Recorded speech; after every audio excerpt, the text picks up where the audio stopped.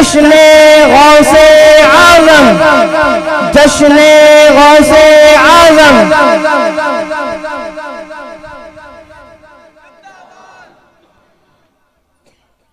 الحمدللہ رب العالمین والعاقبۃ للمتقین والصلاة والسلام علی سید الانبیاء والمرسلین وعلی آلہ واصحابہ الطیبین الطاہرین، اما بعد فاعوذ باللہ من الشیطان الرجیم، بسم اللہ الرحمن الرحیم۔ ان السمع والبصر والفؤاد کل اولئک کان عنہ مسئولا، صدق اللہ العظیم۔ غوث اعظم بمن بے سر و سامان مدد، قبلہ دین مدد، کعبہ ایمان مدد، بگرداب بلا افتادہ کشتی، ضعیفان و شکستہ رات و پشتی، بحق کے خواجہ عثمان ہارون، مدد کن یا معین الدین چشتی، مدد کن یا معین الدین چشتی، مدد کن یا معین الدین چشتی۔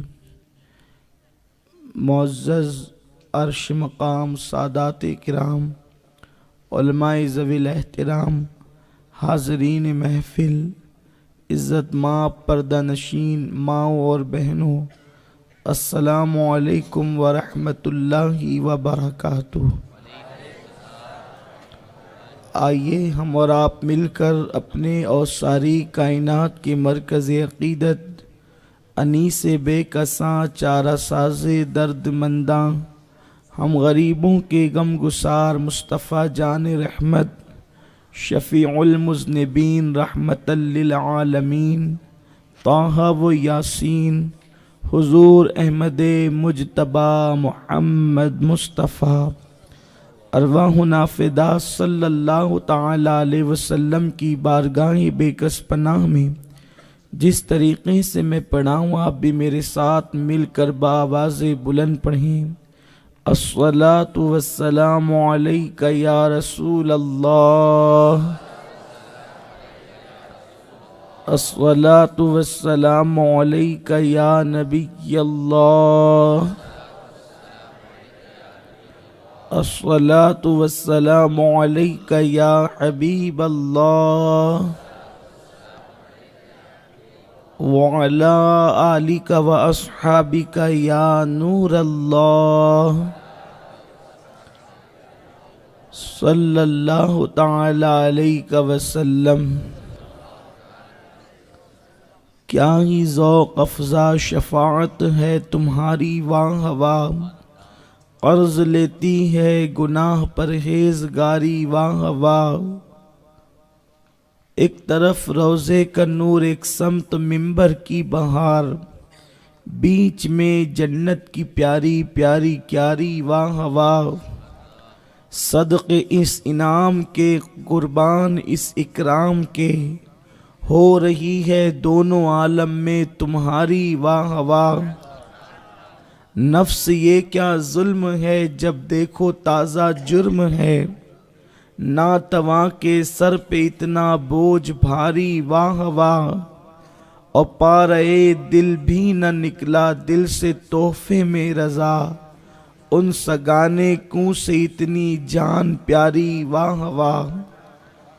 میرے پیارے آقا صلی اللہ تعالی علیہ وسلم کے پیارے دیوانوں، آیہ کریمہ کے جس حصے کی تلاوت کرنے کا شرف حاصل کیا ہے، اللہ تبارک و تعالی اس کے متعلق مجھے حق کہنے اور آپ تمامی حضرات کو حق سن کر اس پر عمل کرنے اور اسے عام کرنے کی توفیق عطا فرمائے۔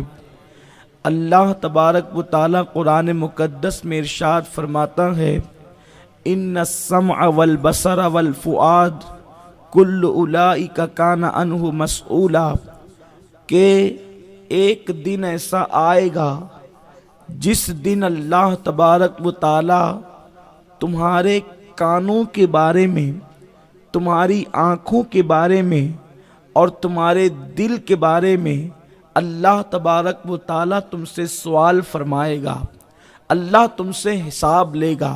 میرے پیارے آقا صلی اللہ تعالیٰ علیہ وسلم کے پیارے دیوانوں، اللہ رب العزت نے پہلی اور آخری مرتبہ ہمیں اور آپ کو اس دنیا کے اندر جلوگر کیا ہے، اس دنیا کے اندر بھیجا ہے۔ اس سے پہلے ہم دنیا میں کبھی نہیں آئے تھے، اور مرنے کے بعد جب ہم مر جائیں گے تب بھی ہم دنیا کے اندر واپس لوٹ کر کے نہیں آئیں گے۔ یہ دنیا میں ہماری وزٹ پہلی اور آخری مرتبہ ہے، نہ اس سے پہلے کبھی آئے تھے اور نہ اس کے بعد کبھی آنا نصیب ہوگا۔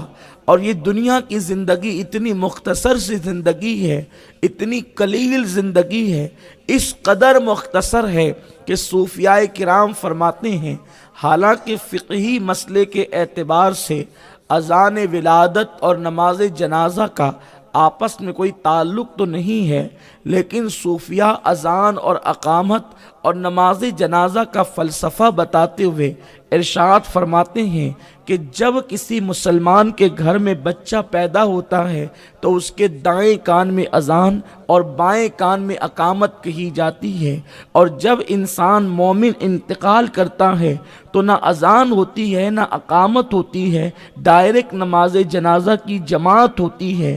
تو گویا کہ ایک انسان جس نے 70 سال جینا ہے، ایک انسان جس نے 50 سال جینا ہے، ایک انسان جس نے 80 90 100 سال جینا ہے، انسان بچہ پیدا ہو کر بوڑھا مرنا ہے، اس انسان کے کانوں میں اذان دے کر اقامت پڑھ کر یہ کہا جاتا ہے، بندے تیری اذان بھی ہو گئی، تیری اقامت بھی ہو گئی، اب اقامت اور جماعت کے درمیان جتنا وقفہ ہے بس اتنی ہی تیری زندگی ہے۔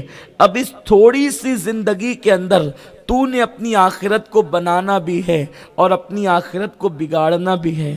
اگر تم نے یہ تھوڑی سی زندگی کو اچھے اعمال کے ساتھ گزارا، تقوی و پرہیزگاری کے ساتھ رب کی رضا کے لیے گزارا، تو یاد رکھ تیری آخرت بہتر ہوگی، اور آخرت کبھی ختم نہ ہونے والی ہے۔ آخرت 50,000 سال کے لیے نہیں، 100,000 سال کے لیے نہیں، 1,00,000 2,00,000 سال کے لیے نہیں، بلکہ آخرت پھر ہمیشہ کے لیے ہے۔ وہ کبھی ختم نہیں ہوگی، وہ کبھی فنا نہیں ہوگی۔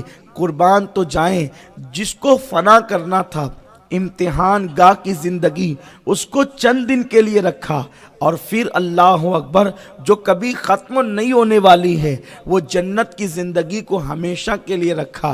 لیکن جیسے جنت کی زندگی ہمیشہ ہے ویسے جہنم کی زندگی بھی ہمیشہ ہے۔ اللہ اکبر، کوئی بدنصیب اگر جہنم میں ہمیشہ کے لیے چلا گیا تو پھر اس کا انجام کیا ہوگا؟ میرے پیارے آقا علیہ السلام کے پیارے دیوانوں، انسان وہاں موت مانگے گا تو اس کو موت نہیں آئے گی، اس لیے کہ موت کو بھی جنت اور جہنم کے درمیان ایک مینڈے کی شکل میں لا کر کے ذبح کر دیا جائے گا۔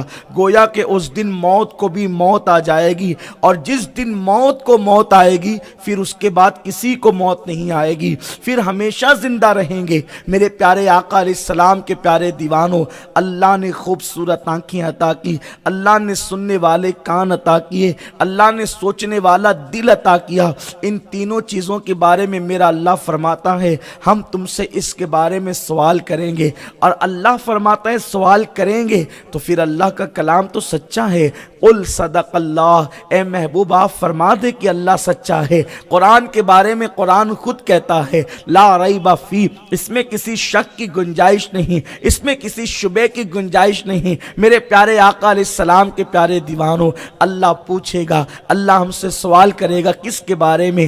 آنکھوں سے کیا دیکھا تھا، کان سے کیا سنا تھا، دل میں کیا رکھا تھا؟ ان تین چیزوں کے بارے میں ہم سے سوال کیا جائے گا۔ میں تو میں، آپ تو آپ، اپنی اوقات ہی کیا ہے؟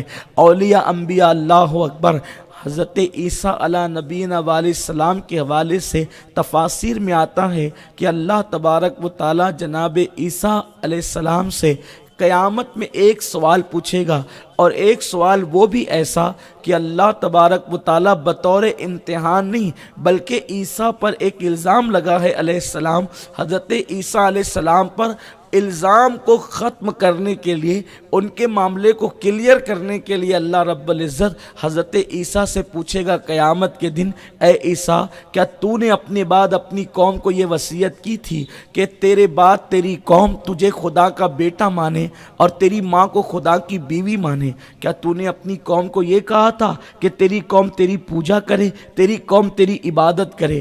حالانکہ سورہ آل عمران میں اللہ بیان کر چکا کہ عیسیٰ نے ایسی کوئی بات نہیں کہی، سورہ مریم میں اللہ بیان کر چکا کہ اللہ نے ایسی کوئی بات نہیں کہی، سورہ حضرت عیسیٰ نے کوئی بات نہیں کہی، سورہ مائدہ میں اللہ بیان کر چکا کہ حضرت عیسیٰ نے اپنی قوم سے کوئی ایسی بات نہیں کہی، یعنی شرک کی بات حضرت عیسیٰ نے اپنی قوم کو نہیں سکھایا۔ یہ بات حضرت عیسیٰ کی اللہ قرآن میں بیان کر چکا ہے، لیکن عیسائیوں کی رسوائی کے لیے کہ پورے میدان محشر میں عیسائی نصارہ رسوا ہو، اللہ حضرت عیسیٰ سے پوچھے گا، عیسیٰ یہ بتا کیا تو نے کہا تھا کہ میرے بعد تم میری پوجا کرنے لگنا اور میں خدا کا بیٹا اور میری ماں خدا کی بیوی ہے؟ تو جب اللہ یہ سوال حضرت عیسیٰ کو کھڑا کر کے پوچھے گا تو حضرت عیسیٰ پر اللہ کا خوف ایسا طاری ہو جائے گا کہ حضرت عیسیٰ علیہ السلام کے ایک ایک بال سے خون کی پھواریں نکلنے لگے گی۔ آپ کے جسم کے ہر بال سے خون کی پھواریں صرف اس لیے نکلے گی کہ اللہ نے حضرت عیسیٰ سے سوال کر لیا۔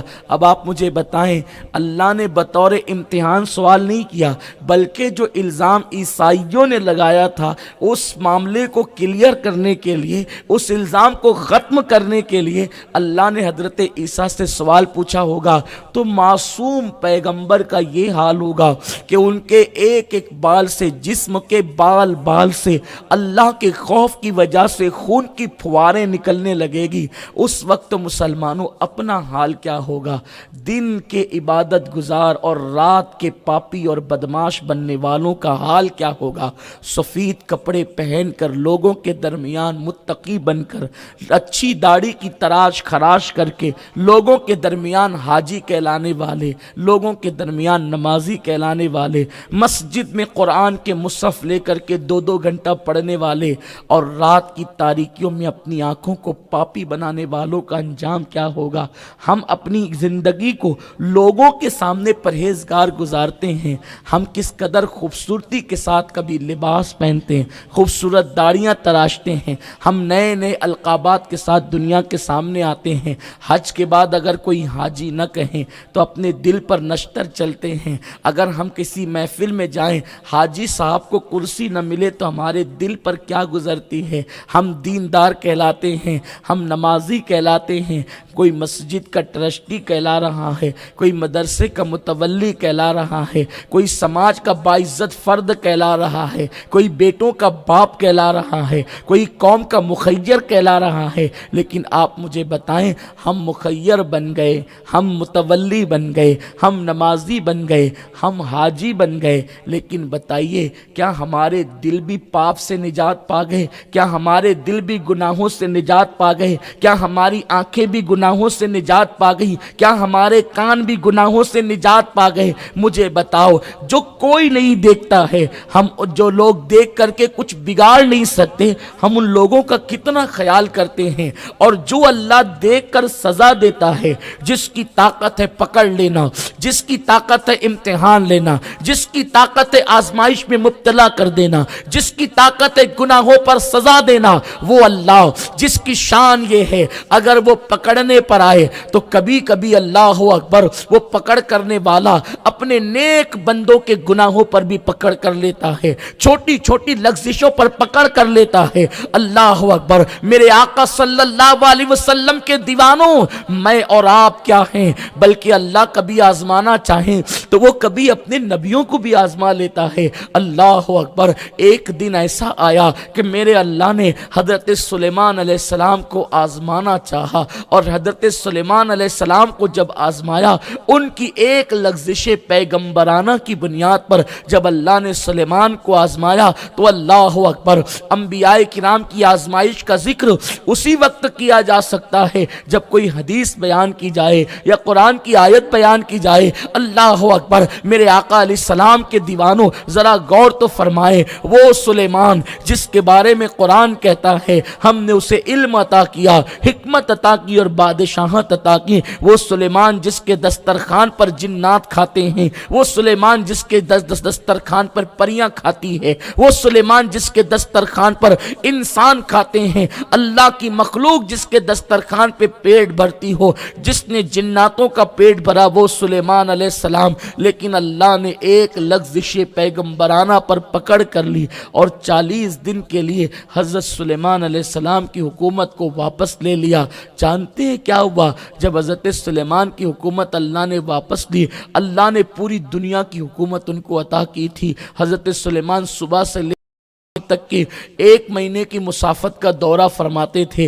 حضرت سلیمان کی حکومت جب واپس ہوئی تو وہ سلیمان جس کے دسترخوان پر جن و انس کھانا کھاتے تھے، حضرت سلیمان علیہ السلام کو بھوک لگنے لگی، لیکن آپ کے پاس روٹی نہیں تھی کہ کھانا کھا سکیں اور اپنی بھوک کو مٹا سکیں۔ 1 دن گزرا، 2 دن گزرا، 3 دن گزرا، آخرکار بھوک بڑھتی گئی تو حضرت سلیمان علیہ السلام نے غور کیا، ایک کام کرتے ہیں، ذرا چلتے ہیں۔ ایک بڑھیا ایسی ہے جو میری قوم میں سب سے زیادہ مجھ سے پیار کرتی تھی، مجھ سے زیادہ محبت کرتی تھی، اس بڑھیا سے جا کر کہیں گے تو وہ کھانا کھلا دے گی۔ ایک بات اچھی طرح یاد رکھنا، قوم اسی وقت تک محبت کرتی ہے جب اللہ چاہتا ہے، اگر اللہ نہ چاہے تو محبت کرنے والوں کو دشمن بنا دے۔ یہی بات تو ہے۔ حضرت عائشہ صدیقہ نے حضرت امیر معاویہ کو خط لکھا تھا اور حضرت اماں جان عائشہ صدیقہ نے حضرت امیر معاویہ سے کہا تھا، امیر معاویہ اس دن سے بچنا جس دن قوم آپ سے نفرت کرنے لگے، اس لیے کہ قوم کے اچھے لوگ نفرت اس وقت کرتے ہیں جب انسان لوگوں کے سامنے گناہ سے بچ کر تنہائیوں میں گناہ کرتا ہے۔ آپ جانتے ہیں آقا کریم رؤوف الرحیم صلی اللہ علیہ وسلم نے فرمایا، انسان 7 کمروں میں چھپ کر کے اگر گناہ کرے تو پہلے اللہ اس کے گناہوں پہ پردے ڈالتا ہے، لیکن جب وہ گناہوں کا عادی ہو جائے تو اللہ اس کے گناہوں کا پردہ فاش کر دیتا ہے اور پھر اچھوں میں اس کو ذلیل کر دیتا ہے، اپنے نیک بندوں کے درمیان اس کو رسوا کر دیتا ہے۔ میرے آقا علیہ السلام کے پیارے دیوانوں، اللہ ہم پر کبھی وہ دن نہ لائے کہ ہم تنہائیوں کے گنہگار اور مجمع کے عبادت گزار بنے۔ آج پوری امت میں الا ماشاء اللہ یہی فیشن چل پڑا ہے، مجمع کے عبادت گزار بنو اور تنہائی کے پاپی بنو، تنہائی کے گنہگار بنو۔ آج یہی کیفیت ہو گئی ہے۔ میرے آقا علیہ السلام کے دیوانوں، سیدنا سلیمان علیہ السلام پر میرے ماں باپ قربان، حضرت سلیمان علیہ السلام نے سوچا چلو چل کر اس عورت کے پاس جاتے ہیں جو عورت ہمیں کھانا کھلائے گی، اس لیے کہ بڑی محبت کرتی ہے میری قوم میں وہ عورت مجھ سے۔ حضرت سیدنا سلیمان علیہ السلام اس بڑھیا کے پاس پہنچے اور بڑھیا کے پاس جانے کے بعد اس سے کہتے ہیں، اے بڑھیا کیا تم مجھے کھانا کھلا سکتی ہے؟ دل میں یہ خیال آیا کہ یہ بڑھیا اگر غربت کی وجہ سے انکار کرے گی تو میں اپنا تعارف بھی اسے کرا دیتا ہوں، اپنا تعارف بھی اسے کرا دیتا ہوں تاکہ یہ بڑھیا مجھے پھر نظر انداز نہ کرے۔ کہنے لگے بڑھیا مجھے پہچان میں کون ہوں؟ پھر اس کے بعد بڑھیا نے کہا کون ہے تو آپ نے فرمایا میں داؤد کا بیٹا سلیمان ہوں، مجھے کھانا کھلا۔ وہ بڑھیا کو غصہ آیا اور اس نے کہا اگر تو یوں ہی کھانا مانگتا تو میں تجھے کھانا دے دیتی، تو جھوٹ بول کر کے کھانا کیوں مانگ رہا ہے؟ میرا پیغمبر سلیمان تو وہ ہے جس کے دسترخوان پر انسان اور جنات پیٹ بھرتے ہیں، جس کے دسترخوان پر جانوروں کو روٹی اور غذا ملتی ہے، تو سلیمان بن کر کے آیا اور جھوٹ بکتا ہے تو۔ اور یہ کہنے کے بعد امام ابن الجوزی نقل کرتے ہیں کہ حضرت سلیمان علیہ السلام کے وجود پاک پر اس نے تھوکنے کی کوشش کی، تب حضرت سلیمان علیہ السلام کی آنکھوں میں آنسو آ گئے اور آپ نے فرمایا اللہ اگر تو ساتھ چھوڑ دے تو پھر دنیا کا کوئی انسان پناہ نہیں دے سکتا، دنیا کے ماننے والے روٹی کا ٹکڑا بھی نہیں دے سکتے۔ میرے پیارے آقا علیہ السلام کے پیارے دیوانوں، آپ مجھے بتائیں، اگر ایک لغزش پیغمبرانہ ہو، خطا اجتہادی ہو، نبی گناہ نہیں کرتے، نبی خطا نہیں کرتے، نبی سے خطا اجتہادی لغزش پیغمبرانہ ہوتی ہے، اور وہ بھی اس بنیاد پر ہوتی ہے تاکہ ان کی آزمائش ہوگی تو قوم کی اصلاح ہوگی، قوم کو پتہ چلے گا، ورنہ انبیاء کے مرتبے بہت بلند ہے، جن کے رتبے ہیں سوا ان کو سوا مشکل ہے۔ اللہ اکبر۔ آپ مجھے بتائیں، ایک لغزش پیغمبرانہ پر جب اللہ ان کی پکڑ کر سکتا ہے تو ہم اپنی آنکھوں سے، اپنے کانوں سے، اپنے دل سے کتنے جرائم کرتے ہیں۔ اور آج میں اپنے نوجوانوں کو خاص طور پر آنکھوں کے حوالے سے بتا دینا چاہتا ہوں، آج پوری دنیا کے اندر سب سے زیادہ اگر ہم گناہ کر رہے ہیں تو اپنی آنکھوں سے گناہ کر رہے ہیں۔ اور سن لو، اللہ کے حبیب صلی اللہ علیہ وسلم نے فرمایا، جب بندہ آنکھوں کو آوارہ کر دیتا ہے تو اللہ اس سے ایمان کی لذت بھی چھین لیتا ہے، ایمان کی لذت بھی چھین لیتا ہے۔ کیا مطلب؟ تھوڑی دیر کے لیے غور کریں، ایمان کی لذت بھی چھین لیتا ہے، ایمان کی لذت، ایمان کا ٹیسٹ بھی چھین لیتا ہے۔ کیا مطلب؟ ایک بندہ وہ ہے جو دسترخوان پہ پیٹ بھر کے کھانا کھاتا ہے، لیکن ایک بندہ وہ ہے کہ جس کو پیٹ بھر کھانے کی اجازت نہیں، کم سے کم وہ ایک لقمہ منہ میں ڈال کر کے کھانے کی لذت کو چکھتا ہے کہ چلو اتنا نہیں تو اتنا ہی صحیح۔ توجہ فرمائیں، پیٹ بھر نہیں تو ایک لقمہ سے چکھ تو لوں۔ آقا فرماتے ہیں، نگاہوں کو آوارہ کرنے والوں سے ایمان کی لذت بھی چھین لی جاتی ہے۔ مطلب یہ ہے کہ وہ جو تھوڑا سا جس کو چکھنے کے لیے ملتا ہے وہ چکھنے سے بھی محروم کر دیے جاتے ہیں لوگ۔ اسی لیے تو اللہ کے حبیب صلی اللہ علیہ وآلہ وسلم کے فرمان کا مفہوم ہے، جنہوں نے نگاہوں کو آوارہ کیا ہوگا جب وہ مریں گے تو موت کے اضطراب کے وقت تو ان کا ایمان ان سے چھین لیا جائے گا۔ آنکھوں کو آوارہ کرنے والوں سے، آنکھوں کو آوارہ کرنے والوں سے ایمان کی نعمت چھین لی جاتی ہے۔ حضرت سیدنا عبداللہ موصلی رحمت اللہ تعالی علیہ ارشاد فرماتے ہیں، جب میں حج کو گیا میں نے دیکھا ایک جوان ہے جو کعبۃ اللہ شریف کا گلاف پکڑ کر رات و دن روتے روتے ایک ہی دعا کرتا ہے، اللہ ایمان پر میرا خاتمہ فرما، ایمان پر میرا خاتمہ فرما، ایمان پر میرا خاتمہ فرما۔ حضرت عبداللہ پوچھتے ہیں، اے جوان، یہاں تو ہر دعا قبول ہوتی ہے لیکن ایک دعا کی رٹ لگانے کی وجہ کیا؟ اس جوان نے کہا حضرت عبداللہ موصلی رحمت اللہ علیہ سے کہ اگر آپ اللہ کے برگزیدہ بندے نہ ہوتے تو کبھی بھی میں آپ کو یہ راز نہ بتاتا۔ میرے دو بھائی تھے اور ان دونوں بھائی کی شان یہ تھی، ایک نے 30 سال تک حرم میں اذان دی بلا معاوضہ اور ایک نے 40 سال تک حرم کعبہ میں اذان دی بغیر کسی معاوضے کے، اور اس کے بعد یعنی ان دونوں کا حال یہ تھا، ایک کی 30 سال تک کے جو ہے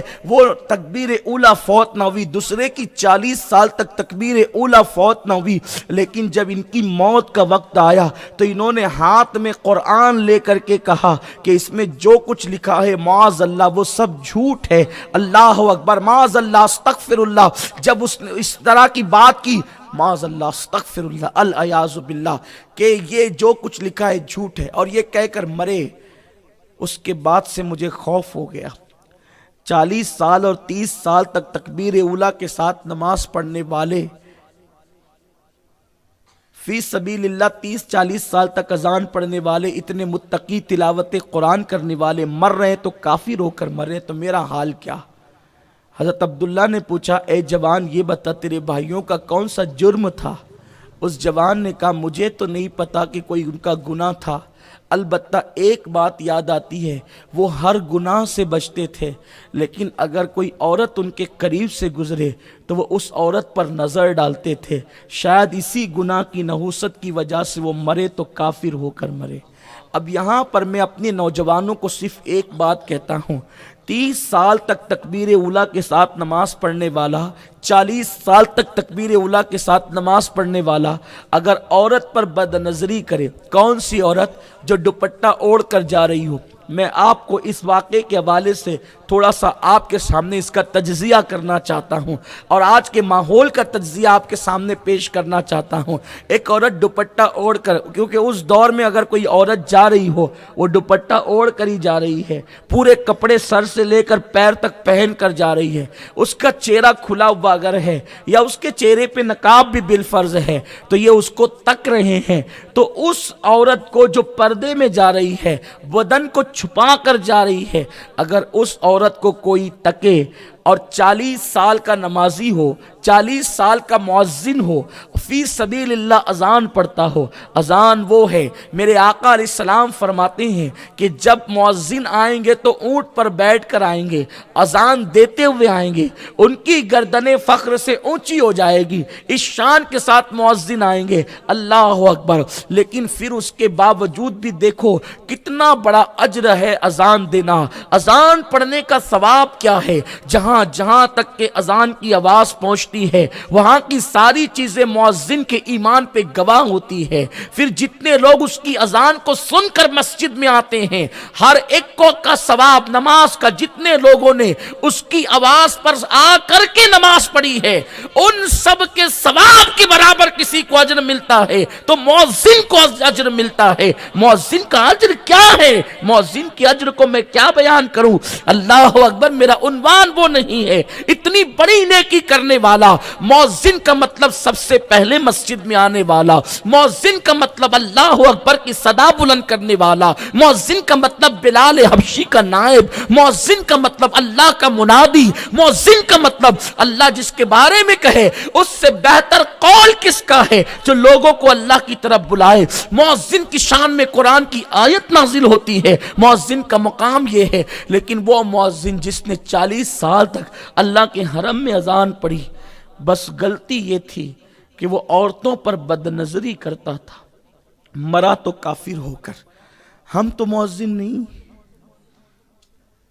ہم تو اللہ کی طرف بلانے والے نہیں، ہم تو تکبیر اولیٰ سے نماز پڑھنے والے نہیں۔ تکبیر اولیٰ تو الگ بات ہے، تکبیر اولیٰ کی بات ہی جدا ہے۔ ہم تو جمعہ کی 2 رکعت بھی صحیح سے نہیں ادا کرتے، ہمارا تو غسل بھی درست نہیں، ہمارا تو وضو بھی درست نہیں۔ غسل وضو تو اپنی جگہ المیہ ہے، ہمیں تو کلمہ طیبہ بھی صحیح مخرج سے پڑھنا نہیں آتا، ہمیں تو کلمہ بھی پڑھنے کا شعور نہیں، ہمیں تو کلمے کا ترجمہ بھی پتہ نہیں۔ لیکن گناہ کتنے بڑے بڑے ہیں۔ وہ تو چلتی ہوئی عورت پہ بد نظری کرتے تھے، ہم تو انٹرنیٹ پر بیٹھ کر ننگی عورتیں ڈھونڈتے ہیں۔ کوئی بے حیائی کی بات کرنے نہیں بیٹھا، اپنا دل کا درد لے کر کے بیٹھا۔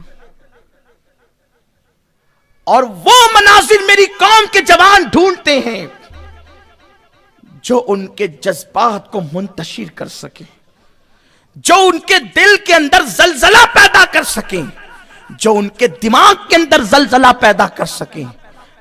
گندے مناظر دیکھتے دیکھتے انسان کی فطرت، انسان کی عادت اتنی گر چکی ہوتی ہے کہ پھر معمولی گندے مناظر پر ان کی طبیعت نہیں بھرتی۔ شیطان ان کو یوں ڈبا دیتا ہے ان مناظر کے اندر کہ رات کیسے گزرتی انہیں پتہ نہیں چلتا۔ زمین کی گلی کے اندر چلنے والے شرابی کو ڈولتا دیکھ کر سب مذاق اڑاتے ہیں، لیکن رات میں کرسی پہ بیٹھ کر یا نرم گدے پر لیٹ کر وہ جو زنا کے مناظر میں اپنی راتوں کو گزار رہا ہے، وہ جو عیاشی میں اپنی راتوں کو گزار رہا ہے، مسلمانوں سچ سچ بتانا ہمیں اللہ کے سوا کون دیکھ رہا ہے؟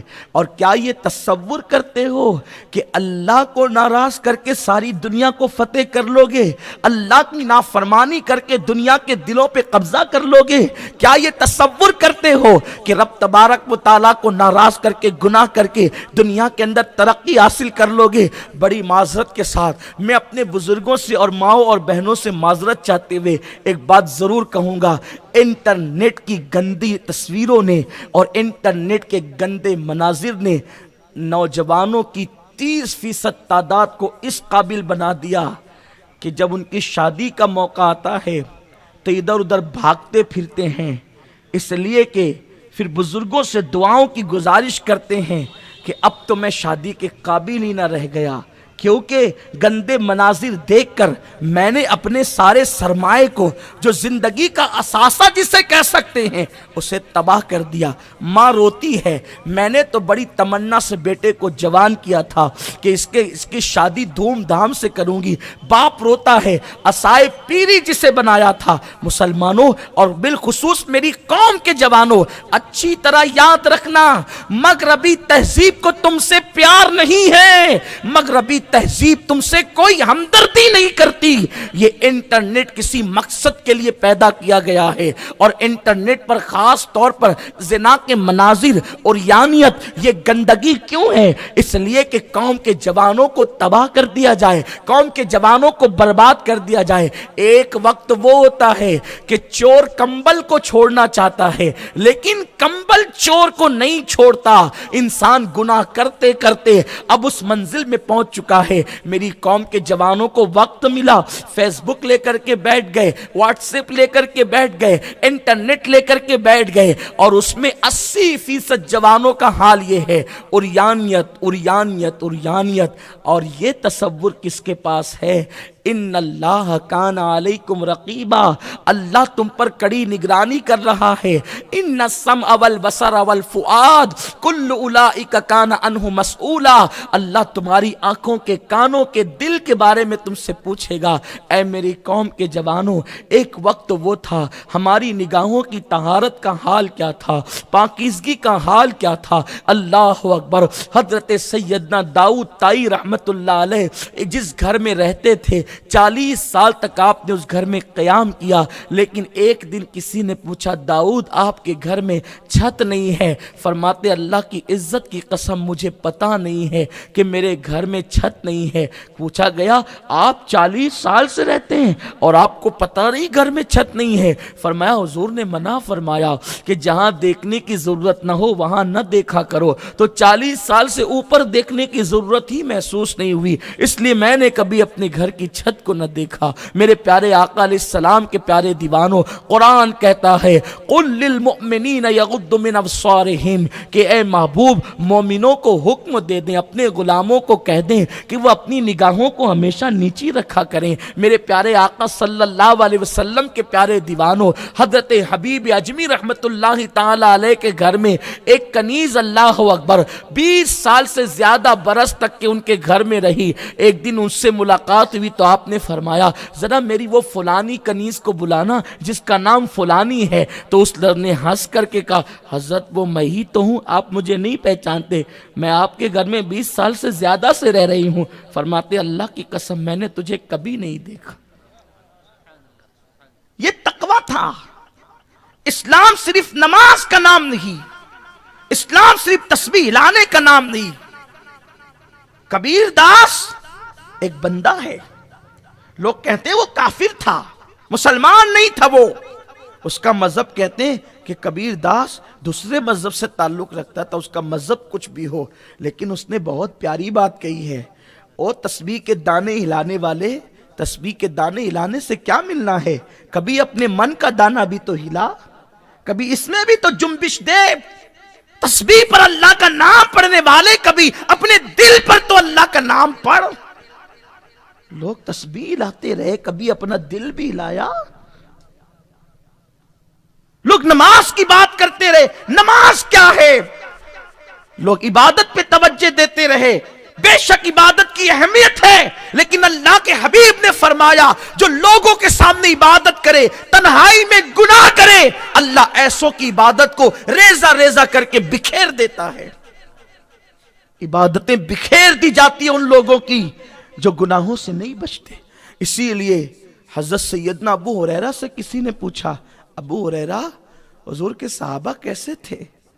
حضرت ابو ہریرہ کہتے ہیں، کیسے تھے بتاؤں؟ کہا بتاؤ۔ کہا اگر حضور کے صحابہ کو تم لوگ دیکھتے تو ان کو دیوانہ و پاگل کہتے، ان کو دیکھ کر، اور وہ تم لوگوں کو دیکھتے تو مسلمان نہیں کہتے۔ توجہ فرمائیں، کن لوگوں نے پوچھا؟ تابعین نے۔ تابعین کسے کہتے ہیں؟ تابعین میں کون کون تھا؟ حسن بصری، سعید ابن مسیب، اویس قرنی، یہ تابعین ہیں۔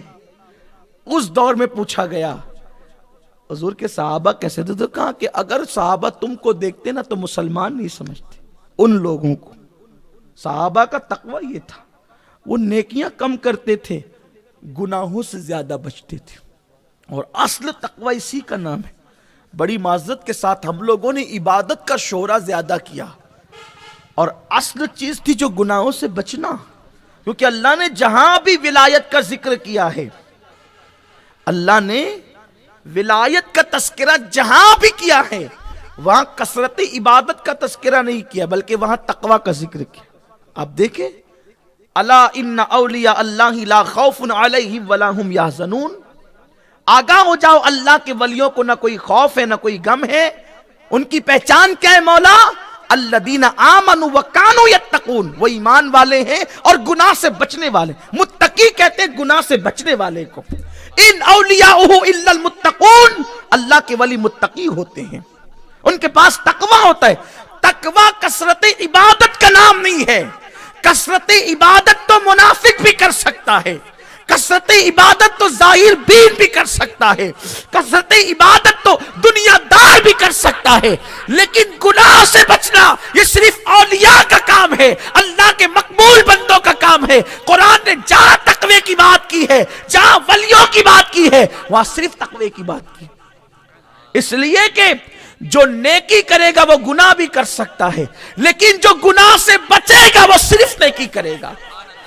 اصل فلسفہ ولایت کا یہ ہے، اور اللہ کسی پاپی کو اپنا ولی نہیں بناتا۔ اللہ کسی پاپی کو اور وہ ولایت دینا چاہے تو ایک نیکی پہ ولایت دیتا ہے، اگر کسی کو ولایت دینا چاہے ایک نیکی پہ ولایت دیتا ہے۔ مخدوم ماہمی ماں کو صرف پانی پلا دیں اس پہ ولایت مل جائے۔ جنید بغدادی ایک سید کے لیے شکست کھا جائے، اللہ ولایت دیتا ہے۔ حضرت بشر حافی بسم اللہ کو اٹھا کر کے بلندی پہ رکھ دے، اللہ ولایت دیتا ہے۔ اس کے نزدیک چھوٹی نیکی کو بھی وہ بڑی بنا دے، وہ شان والا ہے۔ لیکن یاد رکھیں تقوی سے تعلق ہے ولایت کا۔ وہ اپنے ولیوں کی جب شان بیان کرتا ہے تو دیکھ لیں آپ، جہاں جہاں پورا قرآن تقوی کی بات کرتا ہے۔ متقی متقی متقی، متقی کون ہے؟ غوث الاعظم دستگیر فرماتے جو تنہائی میں بھی گناہ سے بچے، متقی وہ ہیں جو تنہائی میں بھی گناہ سے بچے۔ اور یاد رکھیں جب انسان اپنی نگاہوں کو گناہوں سے بچاتا ہے تو پھر اللہ اس کو دل کی نظر دیتا ہے، اللہ اس کو دل کی نظر دیتا ہے۔ حضور فرماتے اتقوا بفراست المؤمن فإنه ينظر بنور اللہ تعالی، مومن کی ولی کے دیکھنے سے بچو، اس کی فراست سے بچو، کیونکہ وہ اللہ کے نور سے دیکھتا ہے۔ نور اسی کو تو ملتا ہے، نور اسی کو ملتا ہے جو اپنی نگاہوں کی حفاظت کرتا ہے۔ اور جب بندہ آنکھوں کی حفاظت کرے برا دیکھنے کے حوالے سے تو پھر اللہ اس کو دیکھنے کا وہ شعور عطا کرتا ہے کہ پھر میرے غوث فرماتے نظر تو الی بلاد اللہ جمعاً، کہ میں اللہ کے شہروں کو ایسے دیکھتا ہوں جیسے تم ہتھیلی پہ رائی کا دانہ دیکھتے۔ میرے پیارے آقا صلی اللہ علیہ وسلم کے پیارے دیوانوں، نگاہ کی حفاظت۔ تو میں عرض یہ کر رہا تھا، حضرت ابو ہریرہ رضی اللہ تعالی نے فرمایا کہ اگر تم صحابہ کو دیکھتے تو ان کو دیوانہ سمجھتے، اور صحابہ تمہیں دیکھتے تو مسلمان نہیں سمجھتے۔ تو حضرت ابو ہریرہ سے کہا کیا مطلب اس کا؟ تو فرمایا کہ صحابہ عمل کم کرتے تھے، صحابہ کا عمل تھوڑا ہوتا تھا لیکن اس میں اخلاص بہت ہوتا تھا، اس میں اخلاص بہت ہوتا تھا، اور وہ اللہ کی حدوں کو توڑنے سے بہت بچتے تھے۔ وہ کوشش کرتے تھے کہ ان سے گناہ نہ ہو، وہ گناہوں سے بہت بچتے تھے، گناہ سے بچنے کی بڑی کوششیں کرتے تھے۔ اللہ اکبر، ان بزرگوں کی شان کیا تھی؟ وہی تابعین کو جذبہ ملا تھا نا، صحابہ کو انہوں نے دیکھا تھا، گناہ سے بچتے ہوئے. تو کس طرح گناہ سے بچتے تھے پھر تابعین؟ حضرت امام اعظم ابو حنیفہ رحمۃ اللہ تعالی علیہ ایک جنازے میں تشریف لے گئے، دھوپ میں کھڑے ہیں. دیکھو تقویٰ کسے کہتے ہیں، دھوپ میں کھڑے ہیں. کسی نے کہا حضرت آ جائے نا سائے میں، فرمایا نہیں آتا. تو کہا کہ اس کا کوئی معاملہ ہے گھر والے کا؟ کہا یہ جس کے گھر کا سایہ پڑ رہا ہے نا زمین پر، یہ میرا مقروض ہے، اس نے مجھ سے قرضہ لیا ہے. اگر میں اس کے گھر کے سائے میں کھڑا ہو گیا تو گویا کہ میں اس کے گھر سے سائے سے فائدہ اٹھاؤں گا، اور کسی کو قرضہ دے کر اس سے فائدہ اٹھانا یہ سود ہو سکتا ہے. تو میں اللہ کی بارگاہ میں کیا جواب دوں؟ یہ تقویٰ یہ تھا. آج تو یہ سب بالکل یہ چیزیں ایک قصہ بن چکی ہے. دین اصل کتابوں میں مقید ہو کر کے رہ گیا ہے. ہماری زندگیوں میں دین کہاں ہے؟ نگاہوں کی حفاظت دیکھ لیں. جس کو دیکھو چکر مکر چلتا ہے، جس کو دیکھو نگاہوں کو آوارہ کیے ہوئے. فلمیں دیکھنا، فیس بک پر بیٹھنا یہ فیشن بنا ہے. جو فیس بک نہیں چلاتا اس کو لوگ بیوقوف سمجھتے ہیں. جو انٹرنیٹ پر وزٹ نہیں کرتا لوگ اس کو ناداں. انٹرنیٹ کے مخالف کہاں ہیں؟ اگر انٹرنیٹ کا استعمال کرنا ہے کرو. علماء اہل سنت کے بیانات سنو، نعتیں سنو، قرآن سنو. پوری دنیا کے علماء کے خطابات سن سکتے ہو، لیکن اس کے لیے الجھن ہوتی ہے. شیطان نے تو اغوا کر لیا ہے ہماری فکر کو، ہماری سوچ کو. لیکن اللہ کی بارگاہ میں جواب دینا ہوگا. میں آپ سے صرف اتنا پوچھتا ہوں میرے بھائیوں، ہم موبائل کے اندر سخت سے سخت، مشکل سے مشکل لاک کیوں لگاتے ہیں؟ ہم اپنے موبائل میں سیکورٹی کے طور پر مشکل لاک کیوں لگاتے ہیں، بڑے بڑے لاک کیوں لگاتے ہیں؟ اس لیے کہ بھائی نہ کھول سکے، ماں نہ کھول سکے، بیوی نہ کھول سکے. اسی لیے نا. اور کیوں؟ اس لیے کہ اس میں چھپایا ایسی گندی چیز ہے. اگر بیوی دیکھ لے گی تو اس کی نظروں سے عزت چلی جائے گی، بھائی دیکھ لے گا تو اس کی نظروں سے عزت ختم ہو جائے گی، ماں دیکھ لے گی تو نفرت کرے گی. نادان ذرا سوچ تو صحیح، جس گندگی کو بیوی دیکھ کر تجھ سے نفرت کرے، اس گندگی کو اللہ تجھے کرتے ہوئے دیکھ رہا ہے، تو اللہ کی بارگاہ میں تو کیا منہ دکھائے گا؟ رب کی بارگاہ میں تو جواب کیا دے گا؟ اور میں آج اپنے نوجوانوں کو ایک بات کہنا چاہتا ہوں. مجھے بتائیں، کیا زندگی اللہ سے لکھا کر کے لائے ہو؟ کب آئے گی زندگی؟ ہم اللہ کی بارگاہ میں زندگی لکھا کے لائیں کہ 50 سال ہی جیئیں گے، اسی دن مریں گے، اسی وقت مریں گے، اسی سیکنڈ مریں گے؟ اے میرے جوان، اللہ نہ کرے نرم گدے پہ لیٹ کر، چہرے پہ چادر ڈال کر تو زنا کا منظر دیکھ رہا ہے، اور اسی وقت موت کا فرشتہ آ گیا اور زنا کا منظر دیکھتے دیکھتے تیری روح نکل گئی، تو اللہ کو کیا منہ دکھائے گا؟ جب ہم زنا کے مناظر کے لیے انٹرنیٹ کھولیں تو اس وقت تو ہمیں سوچنا چاہیے، اگر اسی وقت موت آ گئی تو ہم اللہ کو کیا منہ دکھائیں گے؟ وہ رسول جس کو اللہ نے موت و حیات کا اختیار دیا ہے. آقا کریم صلی اللہ علیہ وسلم فرماتے ہیں حجۃ الوداع کے موقع پر، اللہ کا ایک بندہ جس کو اللہ نے اختیار دیا موت و حیات کا، تو اس نے موت کو پسند کیا. اس رسول اعظم صلی اللہ علیہ وسلم کا حال یہ ہے کہ اللہ اکبر، حضور 2 قدم کے فاصلے پہ دریا ہے، استنجا کرتے ہیں تو ڈھیلا لیتے ہیں. صحابہ نے پوچھا حضور 2 قدم پہ دریا ہے، آپ ڈائریکٹ پانی بھی استعمال کر سکتے ہیں، ڈھیلے کے بعد پھر پانی 2 قدم کے بعد؟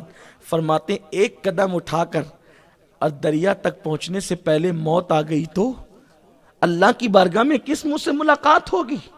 کیونکہ جو جس حالت میں مرے گا اسی حالت میں اٹھے گا. حالانکہ حضور کو موت کا اختیار دیا گیا ہے، لیکن تعلیم امت کے لیے اللہ کے حبیب بیان کر رہے ہیں، اے میری قوم کے جوانوں، اپنے آپ کو ہلاکت میں نہ ڈالو. اللہ رب العزت جب پوچھے گا آنکھوں کے بارے میں، کانوں کے بارے میں، اور دل کے خیالات، دل کے منصوبوں کے متعلق ہم اللہ کی بارگاہ میں کیا جواب دیں گے؟ اللہ فرماتا ہے فَمَن يَعْمَلْ مِثْقَالَ ذَرَّةٍ خَيْرًا يَرَهُ وَمَن يَعْمَلْ مِثْقَالَ ذَرَّةٍ شَرًّا يَرَهُ. 1 ذرے کے برابر نیکی کی ہوگی اللہ وہ بھی دکھائے گا، 1 ذرے کے برابر برائی کی ہوگی اللہ وہ بھی دکھائے گا. ہم بات کرتے ہیں حضور غوث پاک کی، وہ غوث پاک جو ہزار رکعتیں نماز پڑھتے ہیں، وہ غوث پاک جن کی ٹھوکروں سے مردہ زندہ ہوتا ہے، وہ غوث العظم دستگیر جو لوح محفوظ کا لکھا ہوا مٹا کر اپنی مرضی سے جو چاہیں لکھ دیں، وہ غوث العظم دستگیر اللہ اکبر جو ماں کے پیٹ سے اپنی ماں کی اصلاح کریں۔ غوث پاک کی امی جان کہتی ہیں میں نماز میں جلدی کر رہی تھی تو میرے پیٹ سے آواز آئی، امی اللہ کی عبادت ذرا اطمینان سے کرو۔ اب تک کہ مجھے کوئی ماں کہنے والا نہیں تھا، میں نے دائیں بائیں دیکھا کوئی تو نہ تھا، پھر میں نے شکم پہ نظر پڑی تو میں شرمندہ ہو گئی۔ وہ غوث العظم دستگیر جس نے اپنی ولادت سے پہلے اپنی ماں کی مدد کی، اپنی ولادت سے پہلے اپنی ماں کی مدد کی۔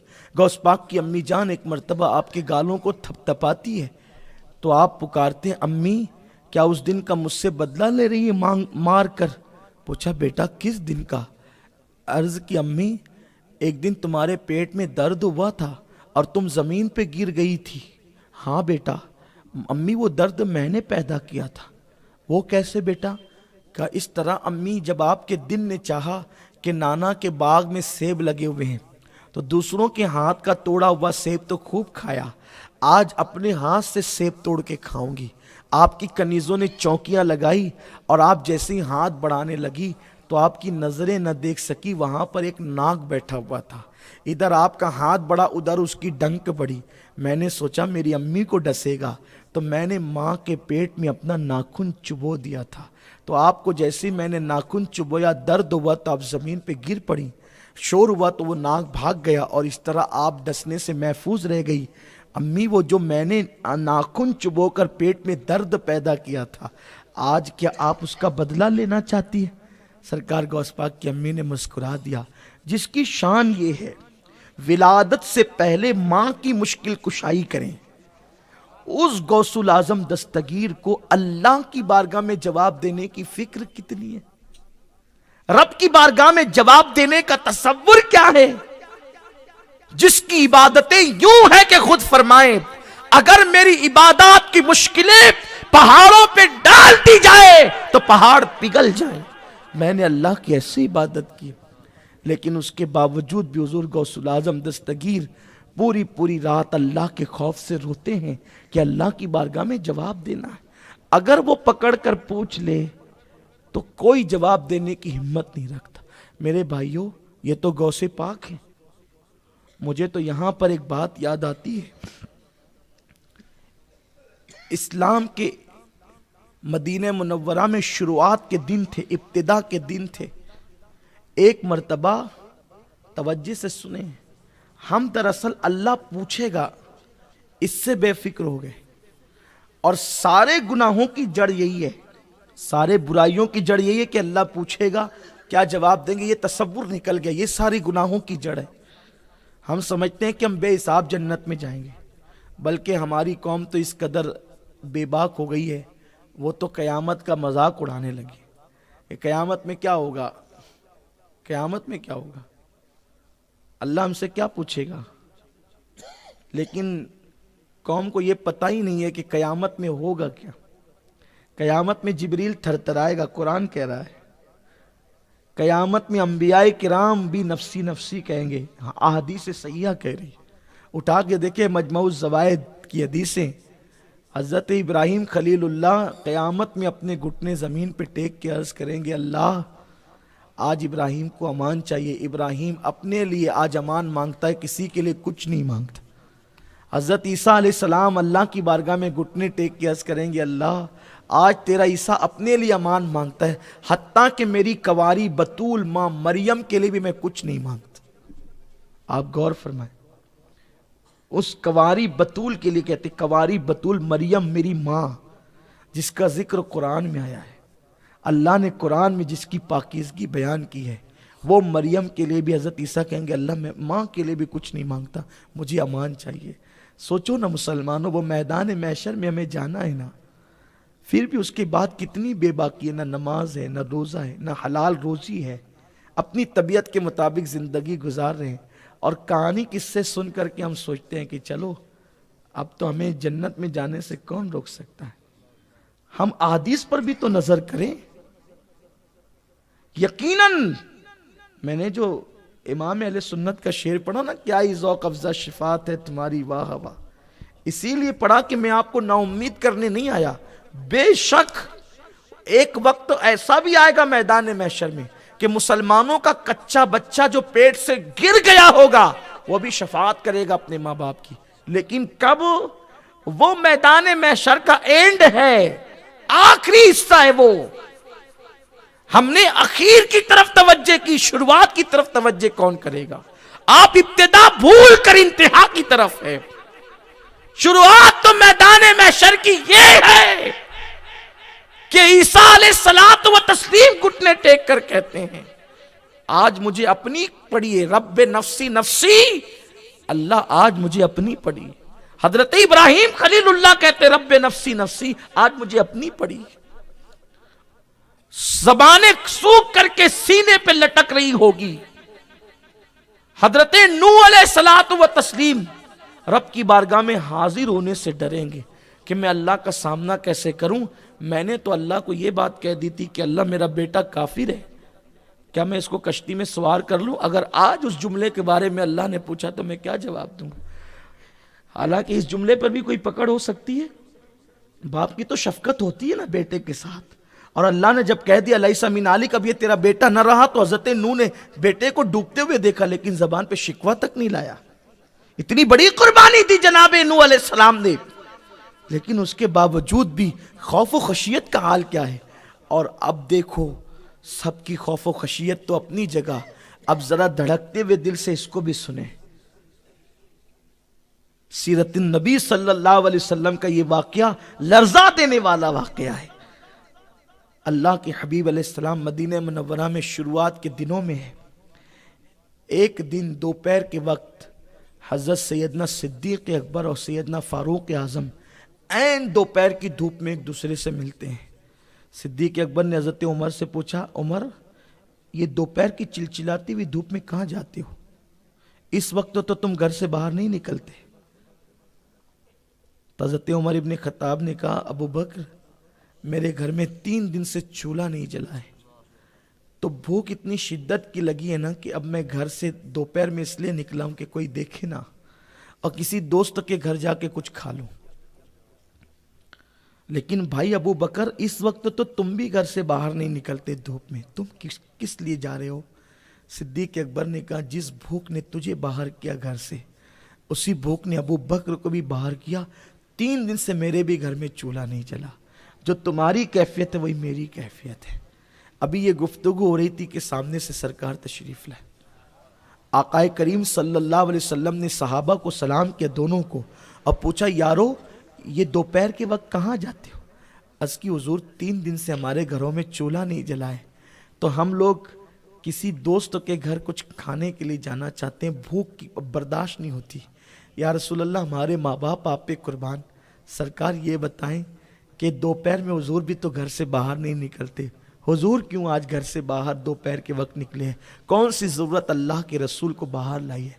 سرکار فرماتے ہیں تمہارے گھروں میں 3 دن سے چولہا نہیں جلا ہے، محمد کے گھر میں 30 دن ہو گئے، 1 مہینہ ہو گیا. بلکہ اماں عائشہ صدیقہ تو یہاں تک فرماتی ہیں کہ ہم لوگ 1 مہینے کا چاند دیکھتے، گھر میں چولہا نہیں جلتا، پورا مہینہ گزر جاتا. پھر دوسرے مہینے کا چاند دیکھتے، پورا مہینہ گزر جاتا، پھر بھی گھر میں چولہا نہیں جلتا. تیسرے مہینے کا چاند دیکھتے اور تیسرا مہینہ بھی گزر جاتا، نبی کے گھر کا چولہا نہیں جلتا تھا. 3 مہینے ہوتے ہمارے گھر میں چولہے کی راکھ ٹھنڈی پڑی رہتی.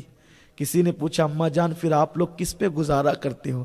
تو فرماتی ہیں کہ 2 کالی چیزوں پہ ہم گزارا کرتے ہیں، ایک تو پانی اور دوسرا کھجور. آخر حضور کے گھر میں 3 مہینے تک چولہا کیوں نہیں جلتا تھا؟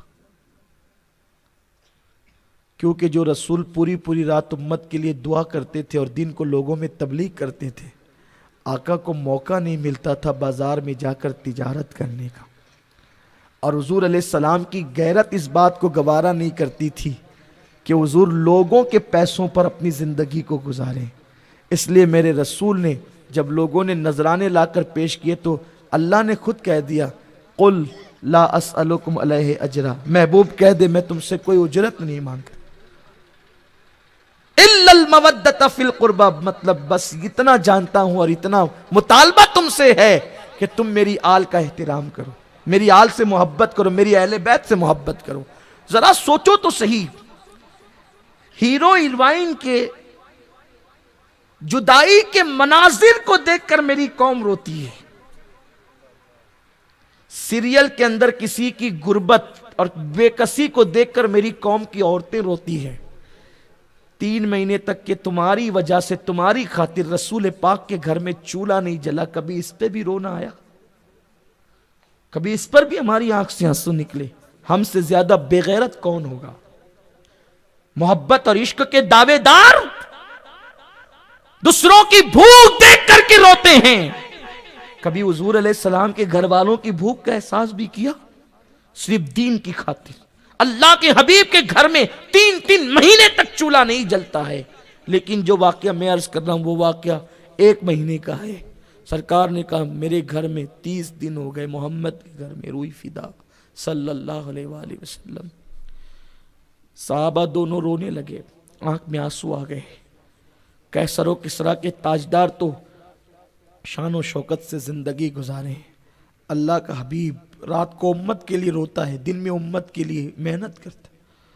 اللہ کو پیار آتا ہے تو کہتا ہے طٰہ ما انزلنا علیک القرآن لتشقی، حبیب تجھ پر قرآن اس لیے نازل نہیں کیا کہ آپ مشقت میں پڑھیں۔ غور تو فرمائیں، جس نے ہمارے گھر تک دین پہنچانے کے لیے اپنا خیال نہ کیا، اپنی گھر والوں کا خیال نہ کیا، ہمارے خیال میں ڈوب کر آج ہمیں اس رسول کی محنتوں کا کوئی خیال نہیں، اس نبی کی محنتوں کا کوئی خیال نہیں۔ ہمارے گھر جہنم کدے بن گئے ہیں، ہمارے گھروں کے اندر، ہمارے دبستہ میں، ہمارے شبستہ میں وہ کون سا گناہ ہے جو موجود نہیں؟ جھوٹ کی لعنت ہمارے گھر میں موجود ہے، چوری کی لعنت ہمارے گھر میں موجود ہے، فریب ہمارے گھر میں موجود ہے، میوزک ہمارے گھر میں موجود ہے، گھر گھر فلم خانہ بن گیا، گھر گھر ناچ گانوں کا اڈا بن گیا۔ لیکن کبھی احساس بھی ہوا حضور نے کتنی محنت کی اس دین کے لیے؟ اللہ کے حبیب نے دونوں صحابہ کو تسلی دی اور ابو ایوب انصاری کے بھاگ جگے۔ سرکار نے دونوں صحابہ کو لے کر ان کے گھر پہنچے۔ جب ان کے گھر پہنچے تو المختصر یہ کہ انہوں نے پہلے ناشتے کے لیے کھجور پیش کر دی سرکار کی بارگاہ میں، اور جب کھجوریں حضور کھا رہے تھے تو اتنی پھرتی کے ساتھ آپ نے بکرے ذبح کی اور آپ نے جلدی جلدی اپنی بیوی کے ساتھ مل کر کھانا تیار کیا۔ جب کھانا تیار ہو گیا، سید الطعام کہا گیا ہے بکری کا گوشت اور روٹی کو، لیکن ایک بات مجھے یہاں پر یاد آتی ہے۔ ایک مرتبہ کسی نے ام المومنین کی دعوت کی، اماں عائشہ صدیقہ کی، تو 2-4 ڈشیں دسترخوان پہ سج گئی، تو ام المومنین وہ منظر دیکھ کر کے رونے لگی۔ کسی نے پوچھا امی جان کیوں رو رہی ہے؟ تو اماں عائشہ نے کہا کہ کبھی 2 قسم کے سالن حضور کے دسترخوان پہ میں نے کبھی نہیں دیکھے۔ حضور نے پوری زندگی جو کی روٹی کھائی، گیہوں کی روٹی 63 سالہ عمر میں کبھی حضور نے دیکھی تک نہیں۔ سرکار نے گیہوں کی روٹی کبھی دیکھی بھی نہیں۔ اللہ کے حبیب نے اس شان سے زندگی گزاری ہے۔ سرکار علیہ السلام کی بارگاہ میں گوشت کا سالن اور جو کی روٹی ابو ایوب انصاری نے جلدی جلدی پیش کی۔ ابو ایوب انصاری ہاتھ باندھ کے کھڑے ہیں، حضور علیہ الصلوۃ والتسلیم کبھی گوشت کو دیکھتے کبھی روٹی کو۔ ابو ایوب انصاری کہتے حضور میرے ماں باپ آپ پہ قربان، کھا لیجئے۔ سرکار فرماتے ہیں ابو ایوب کیسے کھاؤں؟ اس لیے کہ مجھے تو فاطمہ کی بھوک یاد آ گئی ہے، کیونکہ جتنے دن سے میرے گھر چولہا نہیں جلا اتنے دن سے میری بیٹی فاطمہ کے گھر بھی چولہا نہیں جلا ہے، اور میری بیٹی بھی بھوکی ہے، ابو ایوب میں کیسے کھا لوں؟ اللہ کے حبیب علیہ السلام سے انہوں نے عرض کی حضور آپ مالک و مختار ہیں۔ پھر سرکار نے وہ کھانا سیدہ کے گھر بھجوایا۔ اب کھانا بھجوانے کے بعد اصل بات جو کہنا چاہتا ہوں سنو، حضور نے کھانا کھایا اور جب کھا کے حضور فارغ ہو گئے تو حضور علیہ السلام کی آنکھوں میں آنسو آئے، حضور رونے لگے۔ کھانے سے پہلے ابو بکر عمر رو رہے تھے رضی اللہ تعالیٰ عنہما۔ حضور بھوک کی وجہ سے نہیں رو رہے تھے، بلکہ صحابہ رو رہے تھے حضور کی بھوک کو دیکھ کر۔ لیکن جب حضور نے کھانا کھا لیا تو حضور رونے لگے आंखों में आंसू आ गए। साहबा ने पूछा हुजूर अब खाना खाने के बाद क्यों रो रहे हैं और इतना रो रहे हैं? सरकार फरमाते हैं अबू बकर कितना लजीज खाना हमने खाया है। कितने दिन के बाद खाया? 1 महीने के बाद। गोश्त का सालन, बकरी के गोश्त का, और जौ की रोटी। आकाए करीम से पूछा हुजूर क्यों रो रहे हैं? सरकार फरमाती अबू बकर कितना लजीज खाना हमने खाया है, अगर कयामत के दिन इस खाने के बारे में अल्लाह हमसे पूछेगा तो हम क्या जवाब देंगे? 30 दिन के बाद गोश्त और रोटी खाए तो हुजूर उस पे रो रहे हैं कि अल्लाह को क्या जवाब दूंगा मैं? कौन? कायनात की शफाअत करने वाला रसूल, तालीम उम्मत के लिए हमारा ईमान है अल्लाह हमारे नबी से हिसाब नहीं लेगा। अरे नबी तो नबी है, अल्लाह नबी के सहाबा से भी हिसाब नहीं लेगा। आका फरमाते अरे सहाबा तो सहाबा हैं, कुर्बान जाए हुजूर फरमाते जो जन्नतुल बकी में सो रहे हैं अल्लाह उनमें से 70,000 ऐसे होंगे कि उनसे भी हिसाब नहीं लेगा। लेकिन तालीम उम्मत के लिए हुजूर दर्स दे रहे हैं। अगर अल्लाह ने पूछ लिया आप बताएं 30 दिन के बाद गोश्त रोटी खाने के बारे में, हुजूर कहते हैं अल्लाह को मैं क्या जवाब दूंगा? हम तो दिन में 3 मरतबा खाते हैं और 3 मरतबा खा के अल्लाह की नाफरमानी करते हैं। बगैर बिस्मिल्लाह के खाया, बगैर शुक्र किए उठ गए, मोबाइल पे बात करते करते खाया, व्हाट्सएप देखते देखते खाया, फिल्म देखते देखते खाया, सीरियल देखते देखते खाया, उठ गए। हंसने की बात नहीं है, ये कोई कहानी किस्सा नहीं कि आप इस पे हंस करके उठ जाएं। ये तो बात है ना अल्लाह को जवाब क्या देंगे। और दुनिया के इम्तिहान में कोई एक बार फेल हो जाए तो फिर वो मेहनत करके कामयाब हो सकता है, लेकिन अल्लाह के इम्तिहान में कोई एक बार फेल हो जाए तो दोबारा फिर वो कभी कामयाब नहीं हो सकता। अल्लाह फरमाता इन्न सम वल बसर वल फुआद कुल्लु उलाइका काना अन्हु मसऊला। तुम्हारी आँखों के बारे में, तुम्हारे कानों के बारे में और तुम्हारे दिली जज्बात के बारे में अल्लाह तुमसे सवाल फरमाएगा। लोग इम्तिहान के पर्चे छुपाते हैं, मेरे अल्लाह ने सवालात भी ओपन कर दिया, इम्तिहान भी ओपन कर दिया, लेकिन हम कितने नादान हैं कि उसकी तैयारी नहीं करते। काश कि हम उसकी तैयारी करते। अल्लाह रब्बुल इज़्ज़त हमें उस तैयारी की तौफीक अता फरमाए। और याद रखना सरकार गौसुल आज़म दस्तगीर से अगर अपनी निस्बत जोड़ ली ना, इंशाअल्लाह क़यामत की तंगी से बच जाएंगे। क्योंकि गौस पाक ने फरमाया मैंने अपने अल्लाह से वादा लिया कि अल्लाह जब तू मेरे गुलामों का हिसाब लेना तो मुझे उनके पास खड़े रहने की इजाज़त देना। मेरे अल्लाह ने मुझसे वादा कर लिया कि अब्दुल कादिर जब मैं तेरे गुलामों का हिसाब लूँगा तो तुझे उनके पास खड़े रहने की इजाज़त दूँगा। लेकिन बात ऐसी है, फिर वही बात आती है, ग़ुलाम बनने के लिए तरीक़े क़ादरी ज़रूरी है। बड़ी माज़रत के साथ हम सोचते हैं कादरी रंग की टोपी पहन लो हम कादरी, कादरी रंग का गले में रुमाल डाल लो हम कादरी, कादरी रंग के कपड़े पहन लो कादरी, नाम के साथ कादरी लिख लो कादरी। बड़ी माज़रत के साथ ये रंग जो है ना कलर निशानी है कादरियत की, कादरियत नहीं है। कादरियत क्या है गौस पाक ने खुद बयान किया, फरमाया मेरा तरीक़ पर जो है वही मेरा है। और गौस पाक का तरीक़ क्या है? गौस पाक कहते हैं जिसने एक वक्त की नमाज जानबूझकर छोड़ी वो काफिर हो गया। तो नमाज छोड़कर जानबूझकर गौस पाक के सामने मुसलमान नहीं हो सकते तो फिर कादरी कैसे हो सकते हैं? बड़ी माजरत के साथ हम जो है ना थोड़ा सा बहुत सस्ता समझते हैं जन्नत को, बहुत आसान समझते हैं मगफिरत को, और आखिरत के मामलात को बहुत लाइट लेते हैं। और मुझ जैसे जो कम इल्म लोग हैं वो लोग आपको आकर के जो है वो फिर बहुत आसान भी कहते हैं कि अरे कोई बात नहीं, क़यामत के दिन तो कुछ नहीं होगा, क्या होगा, हम है ना, और गौस पाक बख्शवाएंगे ना, गरीब नवाज बख्शवाएंगे ना। मैं कहता हूँ जिस गौस पाक के फतवे से इंसान काफिर हो जाए फिर गौस पाक उसको कैसे बख्शवाएंगे? आप मुझे बताएं ना, काफिरों की भी बख्शिश होगी क़यामत में? ये कहाँ से लाएंगे? काफिर तो कहेंगे या लईतनी कुन्तु तुराबा, काश कि हम मिट्टी हो जाते। काफिर अजाब देखकर ये कहेंगे। तो जब गौस पाक ने जिस पे कुफ्र का फतवा दिया फिर वो कैसे बचेंगे? और मुसलमानों इसलिए शैतान के چنگل میں مت پھنسو. اور یاد رکھنا سنی جنت کے لیے کبھی عبادت نہیں کرتا. ہم عبادت کرتے ہیں حضور کی آنکھوں کو ٹھنڈک پہنچانے کے لیے. ہم عبادت کرتے ہیں ایمان پر خاتمے کے لیے.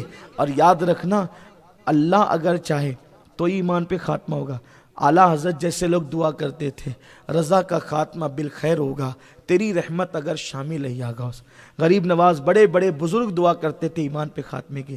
سرکار غوث پاک کہتے ہیں جو ایمان پر خاتمے کی کوشش نہیں کرتا, ایمان پہ خاتمے کے حوالے سے ڈرتا نہیں, مجھے ڈر لگتا ہے جب وہ مرے گا تو کافر ہو کر کے مرے گا.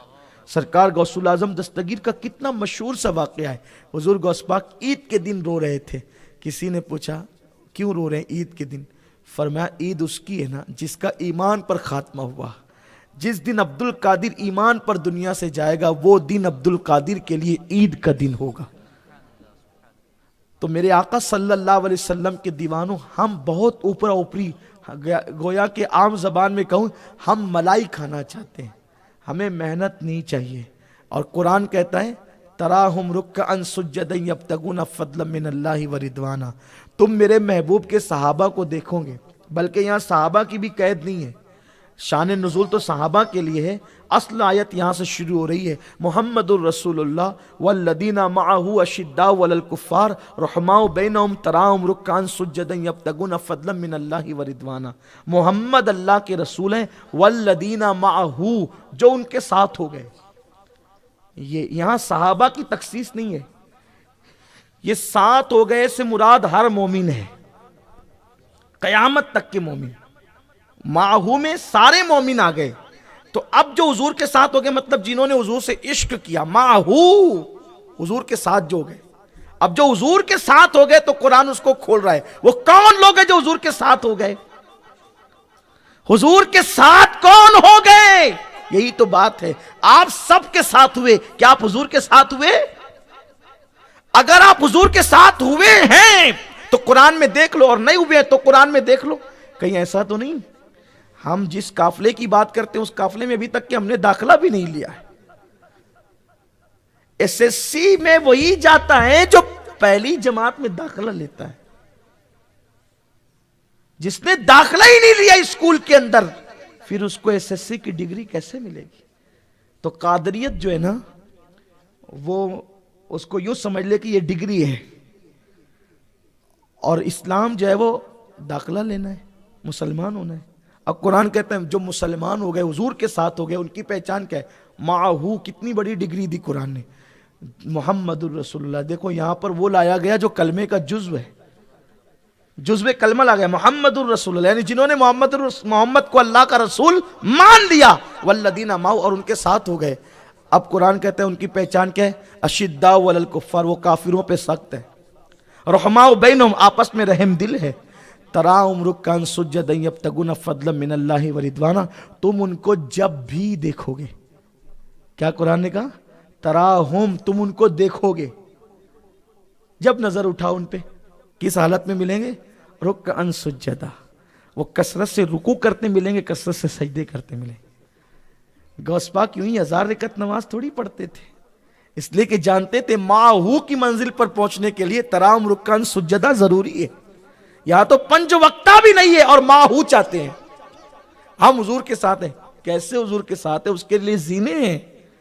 تراہم رکعا سجدا, وہ کثرت سے رکوع اور سجود کرتے ہیں, لیکن رکوع سجود کرنے سے وہ لوگوں کو دکھاوا نہیں کرتے بلکہ کیا کرتے ہیں؟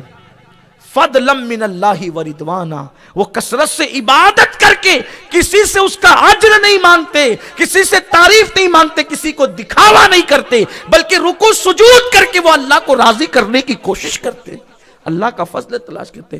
اور جب ایسا کرتے تو پھر کیا ملتا ہے؟ سیماہم فی وجوہہم من اثر السجود, سجود کی برکت سے ان کے چہرے چمک جاتے ہیں. چہرہ دیکھو تو خدا یاد آتا ہے, اور یہی منزل ہے ولایت کی منزل, یہی ولایت کی منزل. اللہ ہمیں توفیق عطا فرمائے. دوران گفتگو کوئی غلطی ہو تو اللہ تعالیٰ معاف فرمائے. وما علینا الا البلاغ. السلام علیکم ورحمۃ اللہ وبرکاتہ.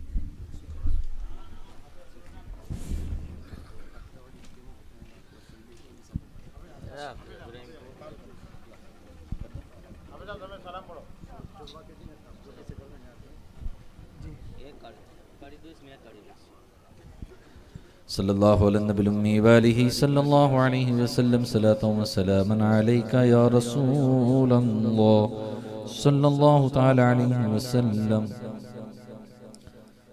یا نبی سلام علیکہ یا رسول سلام علیکہ یا حبیب سلام علیکہ صلوات اللہ علیکہ یا رسول اللہ یا حبیب اللہ طلع البدر علينا من ثنيات الوداع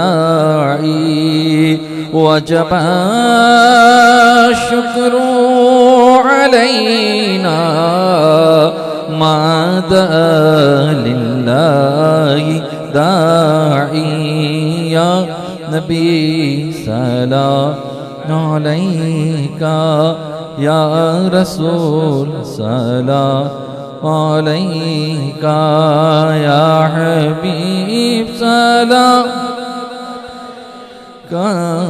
صلوات اللہ علیکہ یا رحمت للعالمین مصطفیٰ خیر الورا ہو سرور ہر دو سرا ہو اپنے آنچھوں کا تصدق ہم بدوں کو بھی نباہو یا نبی سلام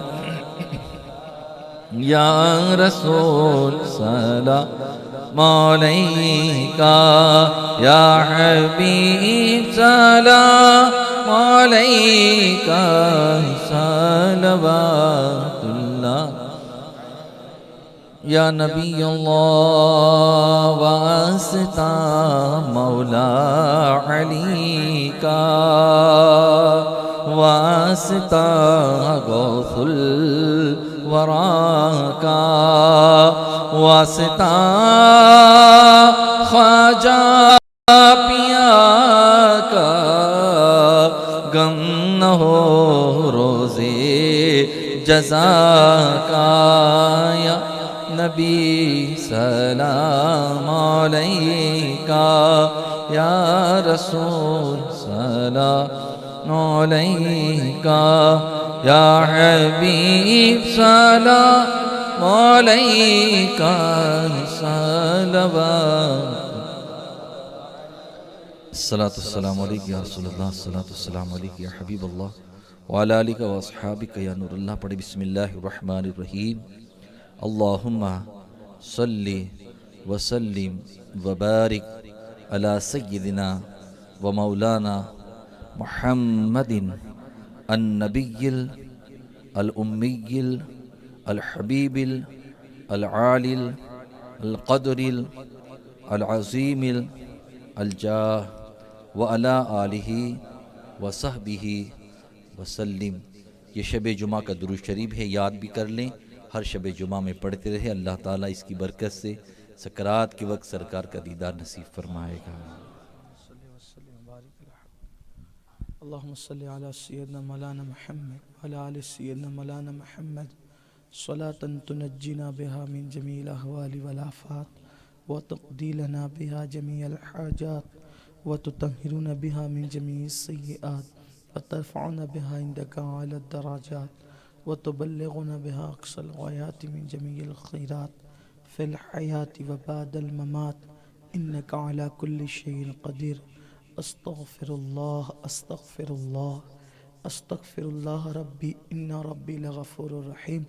یا اللہ ہم سب کی مغفرت فرما، ہمارے والدین کی مغفرت فرما، کل مومنین مومنات مسلمین مسلمات کی مغفرت فرما. الہی ہم سب کو تیری خشیت عطا کر دے، تیرا خوف عطا کر دے، صحیح معنی میں ہم سب کو متقی بنا دے، پرہیزگاری عطا فرما دے. یا اللہ تنہائیوں میں اور سب کے سامنے گناہوں سے بچنے کی توفیق عطا فرما.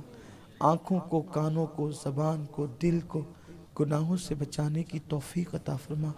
یا اللہ ہم نے تو گناہوں کی ایسی عادت پڑی ہے کہ ہم نہ کرنا چاہیں پھر بھی گناہ ہو ہی جاتے ہیں۔ مولا ہم تجھ سے دعا کرتے ہیں واسطہ تیرے محبوب کی حیا کا، پنجتن پاک کا واسطہ، مولا حضور غوث پاک کی اس محفل میں ہم آئے، سرکار غوث پاک حضور غریب نواز کا واسطہ، مولا ہم پر ایسا کرم فرما دے، اگر ہم گناہ کرنا بھی چاہیں تو تو اپنے کرم سے ہمیں بچا لے۔ یا اللہ ہم پر ایسی کرم کی چادر ڈال دے کہ ہم گناہ کر ہی نہ سکے، گناہوں کی طرف جا نہ سکے۔ مولا تیرے خوف کی ایسی زنجیر ہمارے پیروں میں، ہاتھوں میں، دل پہ ڈال دے مولا کہ ہم کبھی گناہوں کی طرف نہ بڑھیں۔ یا اللہ ہمیں صحت و سلامتی دے، عبادت کا جذبہ صادق عطا فرما، نمازوں کی تڑپ عطا فرما، ماں باپ کے ساتھ حسن سلوک کی توفیق عطا فرما، اولاد کے ساتھ، بیوی بچوں کے ساتھ حسن سلوک کی توفیق عطا فرما۔ یا اللہ ہمیں جملہ آنے والی بلاؤں سے، مصیبتوں سے، پریشانیوں سے مولا محفوظ فرما لے، ہر آنے والی بلا مصیبت کو آنے سے پہلے دور فرما دے، رزق حلال کثیر عطا فرما دے، بری تقدیر کو بھلی کر دے، سوئے ہوئے مقدر کو بیدار کر دے، ہماری زندگیوں میں انقلاب پیدا کر دے، راتوں کو تیرے لیے اٹھ اٹھ کر، تیرے حبیب کے لیے اٹھ اٹھ کر رونے کی توفیق عطا فرما۔ یا اللہ ہمیں کثرت کے ساتھ تیرے اور تیرے حبیب کے لیے رونا نصیب فرما۔ یا اللہ ہمیں ریاکاری سے محفوظ فرما۔ یا اللہ ہم سب کو مومن کامل بنا دے، ماہو کا جلوہ عطا فرما دے۔ یا اللہ ہم سب کو تیرے محبوب کے عشق میں فنا کر دے، قیامت تک ہماری نسلوں میں عاشقان رسول پیدا فرما، بد عقیدوں سے اور بد عقیدگی سے ہم سب کی حفاظت فرما۔ آج کی اس محفل کو جن جن لوگوں نے سجانے میں حصہ لیا مولا سب کو تیری شان کے لائق بہتر جزا، بہتر صلہ عطا فرما۔ یا اللہ پوری دنیا کے مسلمانوں کی جان، مال، ایمان، عزت و آبرو کی حفاظت فرما۔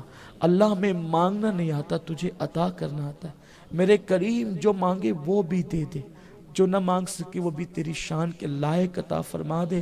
اللہ ہم سب سے وہ کام لے لے جس سے تو اور تیرے حبیب راضی ہو جائے۔ جتنے دنیا بھر میں علماء کرام، سادات کرام، مشائخین ہیں، سب کو صحت و سلامتی، دراز عمر، بالخیر عطا کر۔ بالخصوص حضور امیر سنی دعوت کو، جملہ رفقائے دعوت کو صحت و سلامتی، دراز عمر، بالخیر عطا فرما۔ اللہ ہم سے وہ کام لے جس سے تو اور تیرے حبیب راضی ہو جائیں۔ یا اللہ کرم فرما دے، رحم فرما۔ مولا قیامت کے دن تو ہم سے حساب نہ لینا، صدقہ پیارے کی حیا کا نہ لے ہم سے حساب، بخش بے پوچھے لجائے کو لجانا کیا ہے۔ اے اللہ اگر تو ہم سے پوچھے گا تو ہم تیری بارگاہ میں جواب دینے کی طاقت نہیں رکھتے۔ مولا ہم تو اپنے اعمال کے بارے میں اپنی ماں کو بھی جواب نہیں دے سکتے، اپنے باپ کو بھی اپنی زندگی کی برائیاں نہیں بتا سکتے۔ مولا ہم تجھے کیسے، تیری بارگاہ میں کیسے اقرار کر سکیں گے جرائم کا۔ اے اللہ تجھے تیرے کرم کا واسطہ، تیرے کروڑ ہا کروڑ احسان ہے مولا، ایک احسان ہم پر اور کر دے مولا کہ ہمیں بے حساب تیرے محبوب کے پڑوس میں جنت عطا فرما۔ اللہ تیرا بڑا احسان ہوگا مولا، اس میں تیرا کوئی نقصان بھی نہیں ہے۔ اللہ تو نقصان سے پاک ہے مولا، اگر ہم جیسے پاپیوں کو تو بے حساب محبوب کے پڑوس میں جنت دے دے مولا تو اس میں یقیناً تیرا کوئی نقصان نہیں ہے، تو نقصان سے پاک ہے۔ اللہ تیرے کرم کا واسطہ مولا ہمیں بے حساب تیرے حبیب کے پڑوس میں جنت عطا فرما۔ ایسی جگہ جنت دینا مولا جہاں سے ٹک ٹکی باندھ کر ہر وقت تیرے محبوب کا دیدار کر سکے، تیرے حبیب کی زیارت کر سکے۔ مولا کرم فرما۔ یا اللہ برے خاتمے سے ہم تیری پناہ مانگتے ہیں، ہمیں مدینہ منورہ میں ایمان پر شہادت کی موت عطا فرما، اور 2 گز زمین بقی کے لیے عطا فرما دے۔ بقی میں 2 گز زمین محبوب کے قدموں میں عطا فرما، محبوب کی آل و اصحاب کے قدموں میں عطا فرما۔ جس نے دعا کے لئے کہ اللہ سب کی مرادیں پوری فرما دے۔ یا اللہ میں نفاق سے بچا لے، منافقت سے بچا لے۔ یا ربی بالمصطفیٰ بلغ مقاصدنا واغفر لنا ما مضى یا واسع الکرم۔ یا ربی جمن طلبنا منک مغفرة وحسن خاتمتی یا مبدع النعم۔ یا ایہا الذین آمنوا صلوا علیہ وسلموا تسلیما۔ رب صلی وسلم دائما ابدا علی حبیبک خیر الخلق کلہم، صلاۃ و سلام علیک یا جد الحسن والحسین وأفوض أمري إلى الله إن الله بصير بالعباد برحمتك يا أرحم الراحمين. السلام علیکم ورحمۃ اللہ وبرکاتہ. کل بروز جمعہ بعد نماز عشاء بوڑیلی کبیر نگر دارالعلوم فیض احمد رضا کے قریب رضا چوک میں قاری ریاض الدین صاحب کا نعتیہ پروگرام رکھا گیا ہے. شادی کے